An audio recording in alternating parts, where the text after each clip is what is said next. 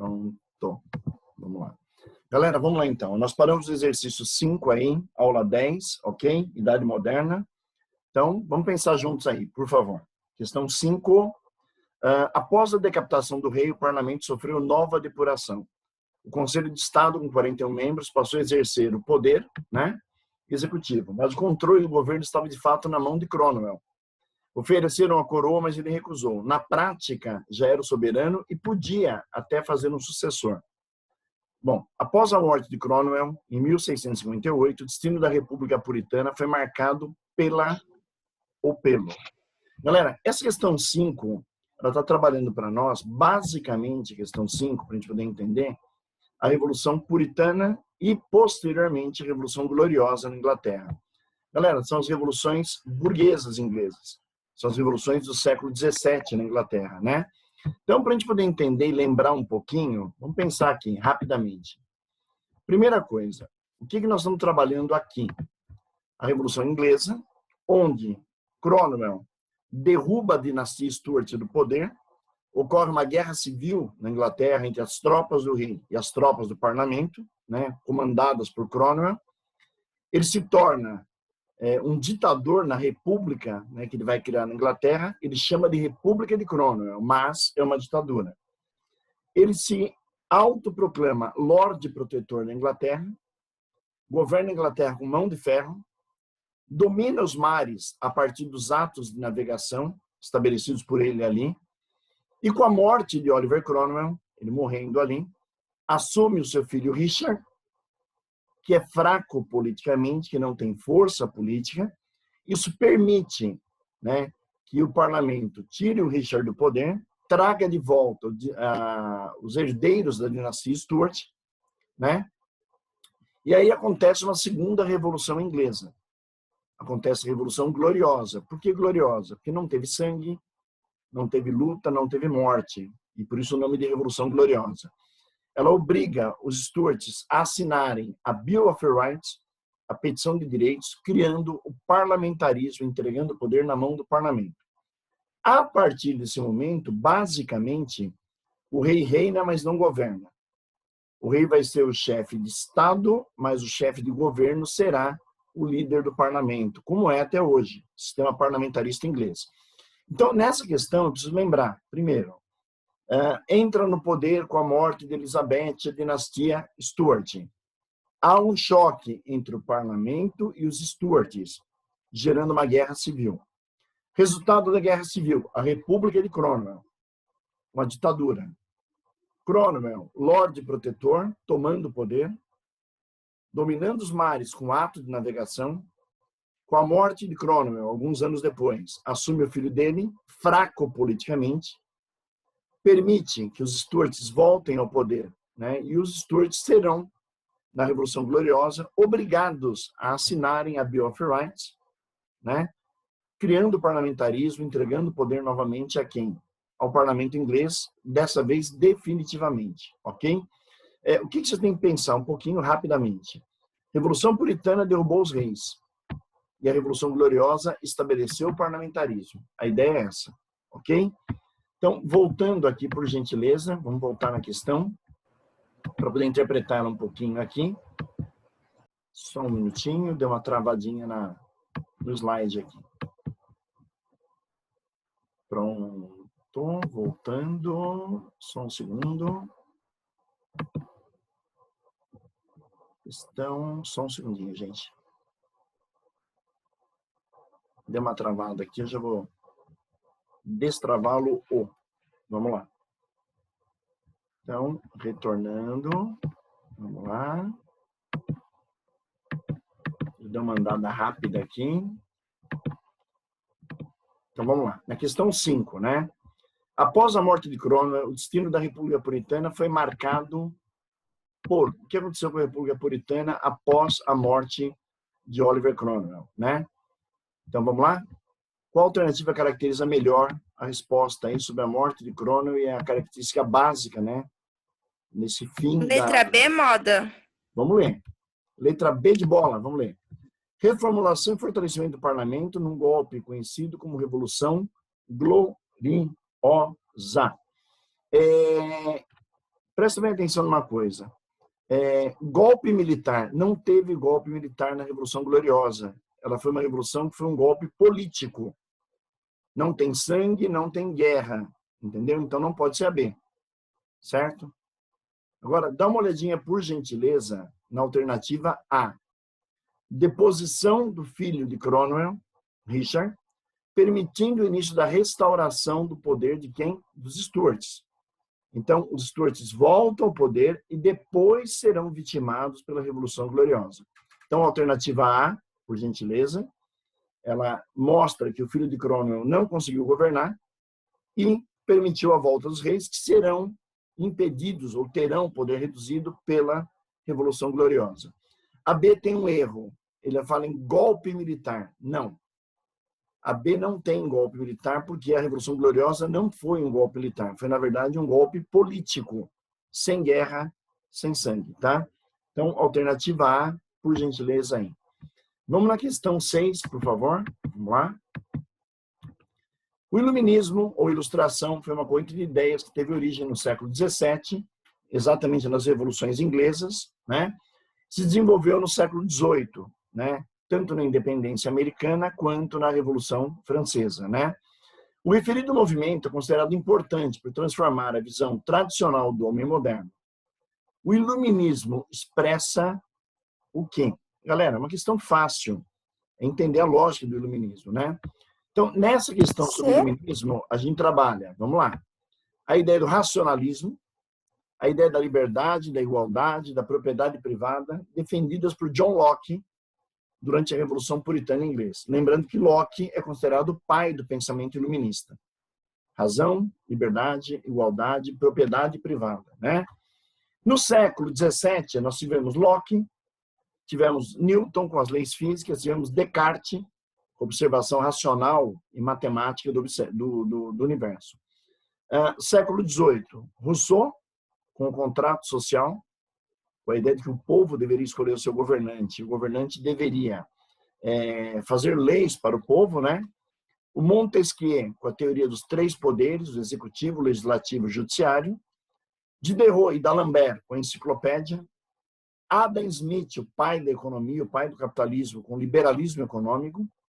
Thomas Malthus, com a teoria do equilíbrio entre o crescimento populacional e o crescimento econômico. A luta do antigo regime, a disputa de poder, era contra o quê? A lógica, né, perdão, do antigo regime. Derrubar o absolutismo, derrubar o mercantilismo, derrubar a sociedade estamental e derrubar o clero. Então, basicamente, quando nós olhamos, quando nós observamos, né, o que foi feito, né, do pensamento iluminista era tirar o rei, tirar a economia dominada pelo Estado, acabar com a sociedade que não tinha mobilidade, derrubar o poder do clero. Trazer uma sociedade burguesa, claro, mais racional, mais livre, mais igual e defendendo o direito à propriedade privada. Então, basicamente, tem as ideias do iluminismo caracterizadas ali, né, para a gente poder entender. Então, voltando aí na questão número 6, vamos lá? Qual a alternativa que se encaixa melhor na lógica do iluminismo? Bora? Letra C. C, perfeito. Uso da razão, racionalismo como elemento essencial do ser humano. Isso bate na ideia do poder do rei, isso bate na ideia do poder da igreja, e se refere à lógica básica criada por Descartes, pensamento racionalista, né? E por John Locke, que defendia a razão. Então, a gente consegue enxergar bem esse momento ali. Vamos lá na questão 7. Bora. Aqueles que são contratados experimentam uma distinção entre o tempo do empregador e o seu próprio tempo. É o empregador que deve usar o tempo de sua mão de obra e cuidar para que não seja desperdiçado. O que predomina não é a tarefa, mas o valor do tempo quando reduzido a dinheiro. O tempo agora é moeda, ninguém passa o tempo e sim o gasta. Havia muitos relógios em Londres em 1790. A ênfase estava mudando do luxo para a conveniência. Até os colonos podiam ter relógios de madeira. Na verdade, como seria de se esperar, ocorria uma difusão geral de relógios portáteis e não portáteis. No exato momento que a Revolução Industrial requeria maior sincronização do trabalho. Vamos lá. O texto acima aborda a transição da sociedade industrial, a mudança da percepção interna de tempo e o surgimento de uma disciplina de trabalho no final do século XVIII, início do século XIX. Das alternativas abaixo, assinale a alternativa mais correta. Bom, vamos lá, galera. Vamos pensar aí na lógica sobre a Revolução Industrial. Então, o que nós temos aqui para poder pensar, poder analisar juntos, né? Primeiro, falando da Revolução Industrial Inglesa, ok? Então, nós estamos falando aí do trabalho nas máquinas, né? As máquinas de ferro, as máquinas movidas a vapor, o carvão, o controle do tempo, que é o tema da questão, que ele fala do relógio, né? Controlando o tempo, o trabalho insalubre, né? As jornadas exaustivas, o trabalho feminino e infantil, o capital na mão da burguesia e o trabalho dos operários. Isso vai gerar uma exploração da mão de obra violenta, que, segundo Karl Marx, leva a mais-valia, ao lucro excessivo com a exploração do trabalho do operariado. Essa burguesia é dona dos meios de produção, o trabalhador tem apenas a mão de obra para vender e por isso ele será explorado. E nós teremos movimentos de luta dentro da lógica industrial, que são o ludismo, né? E a ideia do cartismo. O ludismo, os quebradores de máquina, e o cartismo buscando, né, naquele momento, a participação política, né? Então, nessa questão, ela focou muito na questão do controle do tempo, do trabalho, da exploração do trabalhador, ok? Então, vamos dar uma olhada aí juntos, por gentileza, né? A questão, vamos voltar lá. E da alternativa abaixo sobre a Revolução Industrial, assinale a alternativa correta. Vamos lá? E? Sobre a Revolução Industrial. Letra E? Vamos ler? Vamos ler juntos. A divisão do trabalho, supervisão do trabalho, uso do relógio, uso racional do tempo, isso tudo está no texto, ok? Foram alguns dos recursos utilizados pelos industriais para formar novos hábitos e nova disciplina entre os trabalhadores. Perfeito. Trabalhador explorado, controlado, manipulado, relógio agora conta o tempo, não é mais o tempo natural, é o tempo do relógio, a produção tem que crescer, o trabalhador vai lutar contra isso, quebrando máquinas, tentando a participação política, né? A alternativa E ela é perfeita porque ela resume a questão do texto inteiro aí. Muito bom. Vamos lá na questão 8. Bora.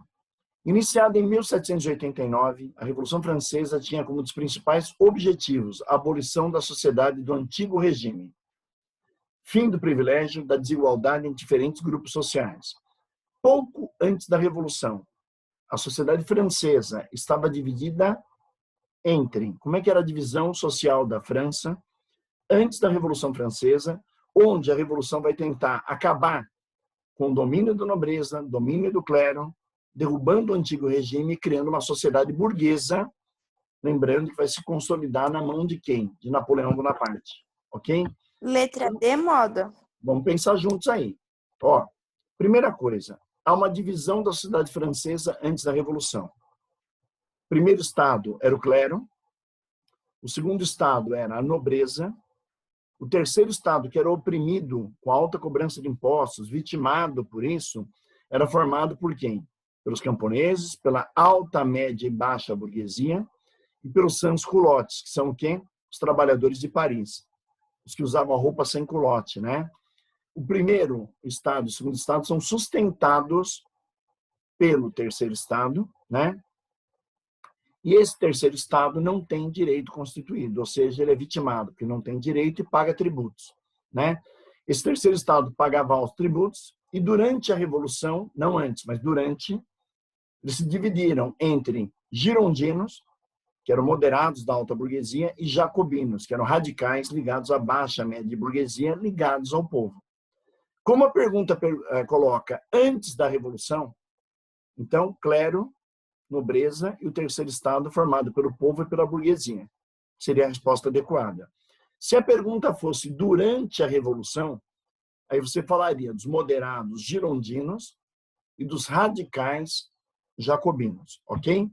Então, voltando aí na questão 8, alternativa D. D, cuidado. Primeiro e segundo estados, clero e nobreza, reuniam 3% da população. Terceiro estado, abrigava a burguesia.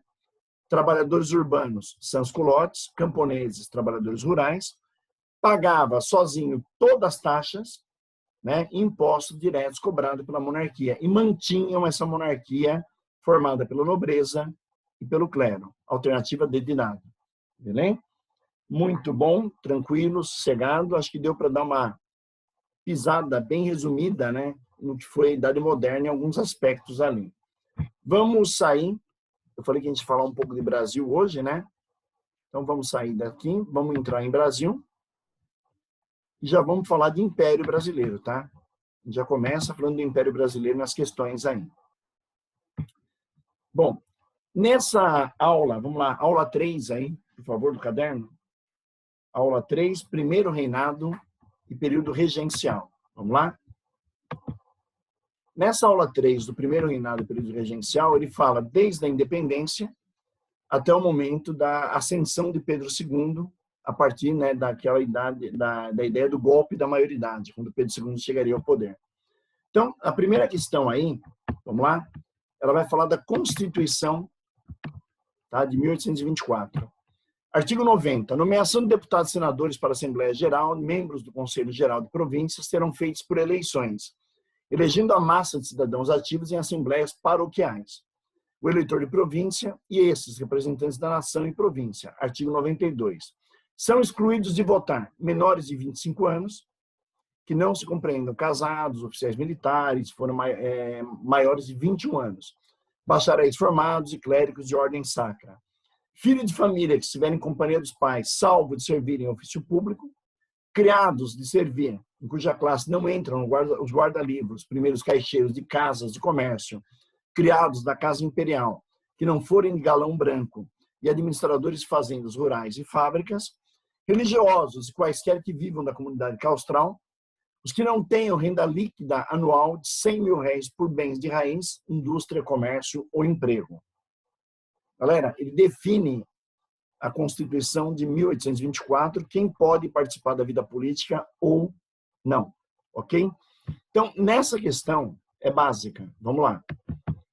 Constituição restringia o direito à cidadania. Está claro que um monte de gente não vota no Brasil. Quem pode votar? Homens maiores de 21 com renda votavam. Galera, o que é o voto dependente da renda? É o voto censitário. É o voto que depende da renda do eleitor. Então, de acordo com a minha renda, eu posso votar ou eu não posso votar. Ok? Está escrito no texto. Só tem eleitores com uma determinada renda ali. Eleitor de paróquia, eleitor local, escolhe o eleitor de província. Ok? Então, nós temos uma questão. O texto fala isso. Eu, na minha paróquia, na minha vila, eu escolho alguém que votará na província. O que é a província? Seria o estado de hoje. Então, é como numa cidade o eleitor votasse no primeiro turno e depois, no segundo turno, os eleitores de província escolhessem quem fosse governar. Então, é em 2 turnos. É uma eleição indireta que acontece aí. Essa Constituição, só para a gente poder lembrar, ela tem 4 poderes. O executivo, o legislativo, o judiciário e o famoso poder moderador, que era o poder que controlava os demais, era o poder que dava supremacia de poder a Dom Pedro I. Então, pensando em tudo isso, cidadania restrita, eleitor só homem maior, com renda, o voto indireto, os 4 poderes, o poder que dominava o moderador, a gente já consegue pensar na Constituição, ok? Então, voltando aí, por gentileza, na questão 1, vamos lá? Alternativa aí na questão 1. Pode falar, querida? B. B de bola, vamos lá? Voto indireto, eleitor de paróquia, eleitor de província, e depois o voto censitário. O quê? Renda. Então, eu dependo de ter uma determinada renda para me tornar o quê? Eleitor, ok? Alternativa B de bola, tranquila, sem nenhuma grande dor de cabeça nessa questão, uma questão básica sobre sistema eleitoral do Império. Vamos lá, questão 2. Vocês têm um mapa para examinar, eu não consegui colocar aqui, o mapa está na apostila, Eu vou pedir para vocês olharem a questão na apostila e acompanhar o mapa por aí, tá bom? Então, vamos lá. Com base no mapa, é correto afirmar. Galera, o mapa mostra uma série de revoltas em províncias do Brasil. A mais importante, lá em cima, em verde, a Confederação do Equador. Ok? Então, ele pergunta, ó, com base no mapa, é correto afirmar. O que nós estamos olhando aí? Lá em verde, no alto do mapa, Confederação do Equador. O que foi isso? A Confederação do Equador, ela foi um movimento no Nordeste brasileiro, separatista e de caráter republicano, ocorrido no primeiro reinado. Era uma continuidade da Revolução Pernambucana, que aconteceu em 1817, contra a permanência da família real no Brasil. Então, existiu a Revolução Pernambucana em 17. Em 24, explode, né, a tal da Confederação do Equador. Queria separar do Brasil, queria criar uma república. Era uma revolta xenofóbica, era uma revolta anti-lusitana. Brasileiros que odiavam portugueses, brasileiros que não tinham, né, nenhum afeto pela permanência portuguesa aqui no Brasil. E, lógico, os portugueses exploravam os brasileiros, mesmo durante o Império, porque Dom Pedro era português e deu poder aos portugueses aqui. E por que essa revolta explode?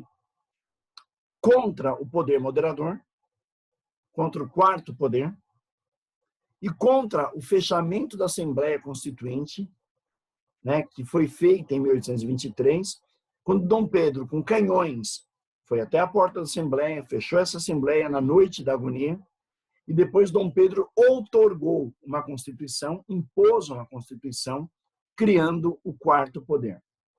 Então, a ideia da Confederação do Equador é bem clara: separar do Brasil, formar uma república.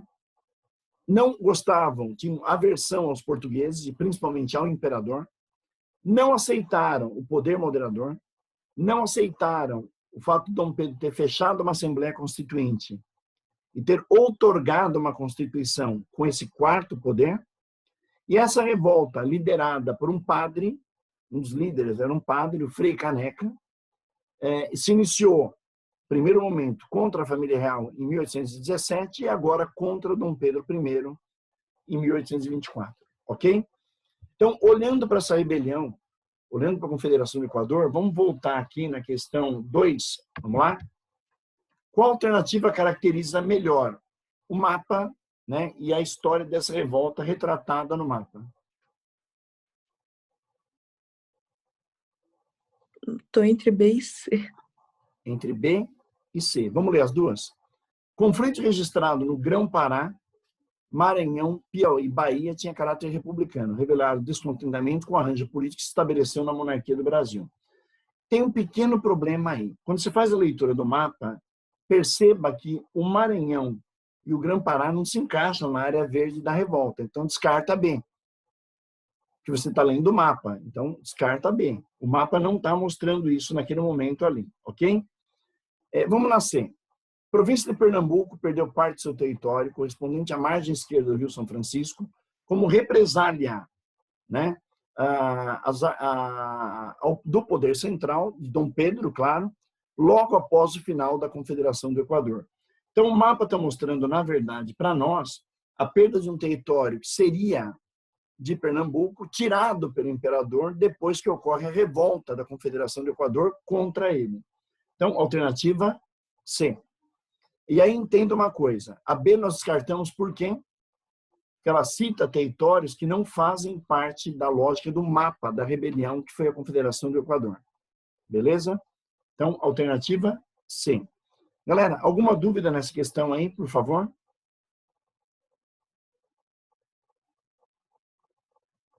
Alguma dúvida? Não, roda. Tranquilo? Vamos lá, então. Questão 3. Vamos embora. Uns viam a abdicação de Dom Pedro uma verdadeira revolução, sonhando com um governo de conteúdo republicano. Outros exigiam respeito à Constituição, esperando alcançar, assim, a consolidação da monarquia. Para alguns, somente uma monarquia centralizada seria capaz de preservar a integridade territorial do país. Outros permaneciam ardorosos defensores da organização federativa, à semelhança da jovem República Norte-Americana. Havia aqueles que imaginavam que somente um poder executivo forte seria capaz de garantir e preservar a ordem vigente. assim como havia os que eram favoráveis à atribuição de amplas prerrogativas à Câmara dos Deputados, por entenderem que somente ali estariam representados interesses das diversas províncias e regiões do Império. Galera, o Império da Boa Sociedade, consolidação do Estado Imperial Brasileiro. O cenário descrito revela a seguinte característica do período regencial. Galera, há muita divergência no período regencial, há muita disputa no período regencial. Por quê? Vamos lá. Durante o período regencial, havia uma disputa entre três grupos. Os restauradores, que queriam a volta de Dom Pedro, os moderados, que defendiam a regência e a futura coroação de Pedro II, perdão, houve um erro gráfico aqui meu, por favor, defendiam a regência e a futura coroação de Pedro II, e os liberais exaltados, que eram republicanos e liberais. Galera, o texto fala sobre isso. Alguns queriam um poder forte, centralizado, Pedro I voltando. Outros queriam um liberalismo maior, que são os liberais exaltados, querendo a república. Outros queriam consolidar a monarquia, né, mantendo a regência e coroando Pedro II. Galera, durante esse período é feito o ato adicional, 31, cria a regência e cria a Guarda Nacional para proteger a elite, para proteger as terras da elite. Em 34, um outro ato adicional dá autonomia para as províncias. E durante o período regencial, muito tumultuado, explodem revoltas. A cabanagem no Pará, lutando pela terra. A balaiada no Maranhão, contra a violência do Estado e por questões sociais do Maranhão. A farroupilha no Rio Grande do Sul, pela falta de protecionismo na questão do charque. A sabinada na Bahia, que queria o separatismo temporário até a maioridade de Pedro II. E a revolta dos malês, uma revolta negra, escrava, pela liberdade religiosa e a liberdade social desses negros muçulmanos que viviam na Bahia. Galera, é um período de crise, é um período tumultuado, é um período de brigas políticas, é um período de... não está muito claro o destino do país naquele momento ali. Tá? Então, vamos lá na questão, novamente voltando na questão 3 aí, vamos lá? O cenário descrito revela a seguinte característica política do período regencial. C. C, com certeza. Indefinição da base institucional, porque é uma disputa entre os que querem a volta de Dom Pedro, os que querem a regência de Pedro II, os que querem a república, os que querem um poder mais centralizado, os que querem um poder menos centralizado. Claro que a alternativa C. Que ela define exatamente, há uma indecisão de como a instituição brasileira vai funcionar. Há uma indecisão como um governo vai funcionar. Ok? Então, a alternativa C, ela mostra exatamente esse processo de crise que é o período regencial brasileiro ali. Ok? Bom, vamos lá. Roda, Oi, pode falar. você pode comentar a alternativa E, por favor? Aí, radicalização da disputa eleitoral. Rafa, nós não vemos briga na disputa eleitoral. O que nós vemos nesse período é uma disputa ideológica sobre qual é a forma melhor de se governar o Brasil após a saída de Pedro I e a permanência, né, da regência de Pedro II. A gente não discute a eleição de um liberal, de um moderado, de um conservador. Não é isso. A gente discute a briga entre eles para ver como seria o modelo político daquele momento do Brasil. Você pode ver que o texto, e aí você tem que ir muito pelo texto, ele não fala em eleições. O texto fala em ideias de grupos políticos do país. Então, se o texto falasse de processo eleitoral, aí sim nós teríamos uma discussão, né? Mas não é. Ele apenas discute questões de ordem política. Ok? Então, aí ela não caberia aqui, exatamente pelo texto não discutir processo eleitoral. Tá bom? Beleza? Vamos lá, então. Questão 4. Leia o texto. Em abril de 1831, Dom Pedro I abdicou ao trono do Brasil a favor de seu filho, Pedro II, futuro Pedro II, na verdade, que tinha 5 anos de idade. Como ficaria conhecido Pedro II, atingisse a maioridade e pudesse ser coroado. Durante o período regencial, a política brasileira foi marcada pelo quê? Como é que estava a vida política do Brasil? É quase um repeteco da questão anterior, tá? Então, a política no período regencial, ela foi marcada pelo ato adicional de 31, que criou a regência. A regência originalmente era uma regência trina. Havia a Guarda Nacional para proteger a terra e proteger a elite brasileira naquele momento. O ato adicional de 34, feito depois, deu autonomia provincial, criando federalismo. Então, as províncias ganharam liberdade. A regência passa a ser escolhida pela Assembleia, um regente uno, regência una escolhida pela Assembleia, porque isso vai ser um modelo muito copiado do modelo norte-americano na época. O Rio de Janeiro passa a ser a capital, é a capital na verdade, mas se torna um município neutro politicamente, diante da briga política que existia no país. Explodem uma série de rebeliões. A Sabinada, a Cabanagem, a Balaiada, a Revolta dos Malês, né? Então, nós vamos ter uma série de rebeliões do Brasil, populares, elitistas. Por quê? Havia uma autonomia muito grande nas províncias e não havia a existência do poder moderador do imperador. Por que não existia o poder moderador? Que somente o imperador pode usar. É uma exclusividade dele. Então, nós tivemos dois momentos.